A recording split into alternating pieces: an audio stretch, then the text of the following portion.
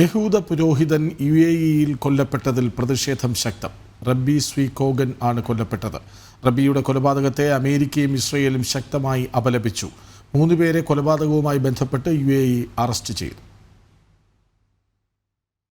വ്യാഴാഴ്ച മുതൽ കാണാതായ സ്വീകോഗൻ ഇന്നലെയാണ് കൊല്ലപ്പെട്ടതായി സ്ഥിരീകരിക്കുന്നത്.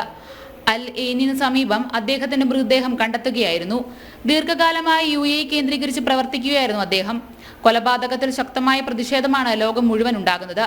നീചമായ തീവ്രവാദ ആക്രമണമാണ് നടന്നതെന്നും ബെഞ്ചമിൻ നെതന്യാഹു വ്യക്തമാക്കി.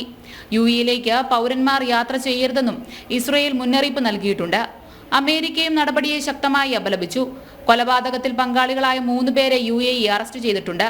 എന്നാൽ ഇവരുടെ കൂടുതൽ വിവരങ്ങൾ ഇതുവരെ പുറത്തുവിട്ടിട്ടില്ല.